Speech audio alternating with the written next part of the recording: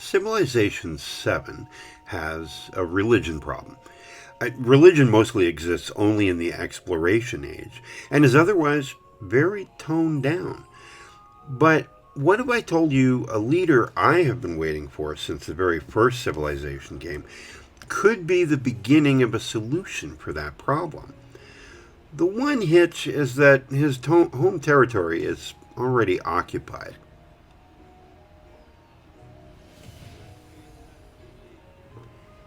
There is a real absence of religion in antiquity in Civilization 7, aside from altars. And this is despite what we know about ancient cultures and their apparently strong religious observances of various types. But there are certainly great leaders of that time who are strongly associated with one religion or another. One of them is someone I've wanted to see as a leader in a Civ game, but has only ever appeared once as a mod for Civ 4. The problem is, if he were to enter the game, he would have to wrestle Hatshepsut for his own corner of the Egyptian desert. I'm talking about Amenhotep IV, or rather than dead name him, we should refer to him as Akhenaten, the heretic pharaoh. Why a heretic? Well, when he came to power, he overturned the priesthood of Amun and replaced their belief in an entire pantheon of gods with a belief in just one god of the sun, Atun. Scholars disagree about the severity of the change, some saying that he allowed the previous beliefs to continue, but still, he made the worship of the sun god the focus of his reign. Now, was he a monotheist in the same way as we would recognize? Not really, but he was a sign of things to come in later centuries, for sure. Meanwhile, he moved the capital from Thebes to a place he named Akhenaten, or called Amarna these days, and he insisted on a new kind of realism in art.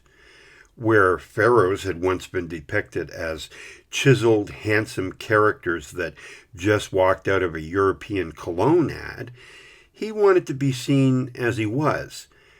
That is, long-faced, puffy-lipped, and kind of odd. His wife Nefertiti, as we see her depicted here, made for a strong contrast with her strikingly beautiful looks. Maybe she rejected that whole realism thing. Who knows? Things did not go well for Akhenaten. He died after 17 years of rule, and his successor, commonly known these days as King Tut, reversed the religious changes and moved the capital back to Thebes. And subsequent rulers tried to erase all trace of Akhenaten from monuments and records, and they almost succeeded. But if we're talking about him as a leader in this game, he would be a great addition. But there's the question of duplicating some of what Hatshepsut does best, namely accumulate culture. But I think we can give him abilities that set him apart from her so that they don't step on each other's sandals. Here we have Akhenaten. Now, I have him pegged as a cultural diplomatic leader because I think in terms of diplomacy, he did manage to get a new religion off the ground, which takes a fair amount of influence. Culturally speaking, I think he has more impact overall. And anyway, that explains why I've sort of designated him along these two lines. Now, he may move his capital once per age. That's his first big ability. I don't know if that's too much, too powerful. Should he only be able to move it once per game? That's debatable. I don't think it means the same in this game as it might have in Civ 6, where, you did have Dido who could move, the capital once per game. Now, as far as the next ability goes, definitely debatable, but I want to just get it out there and see what people think. Now, upon getting his first altar, that unlocks a unique pantheon, just like the Morians have a unique pantheon, or they have the ability to get an extra pantheon. That's what it is. In his case, he has a unique one that grants Akhenaten one unlocked civic from the civic tree at the time at which he first gets his altar. So he can take any civic that's been unlocked at that point. Now, this is where it gets a little more controversial, maybe. He also receives one free civic to start each age. Now, that probably gives him too big an advantage. I'm not sure. I just kind of like the idea that you have a leader with this sort of difference from the other leaders. And it does reflect the cultural impact he had, however short lived it was.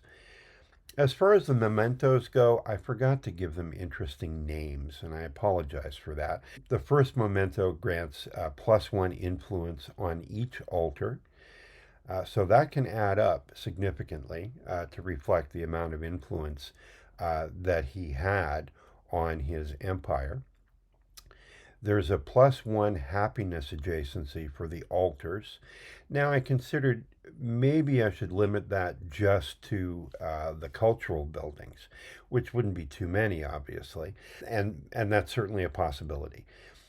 And then +1 culture for each altar, and that makes more sense. That's a much more modest memento, I think.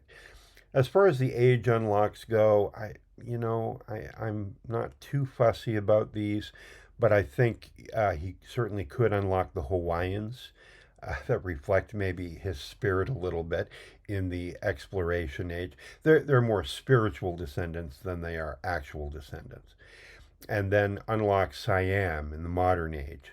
Same idea, a cultural and influentially heavy society.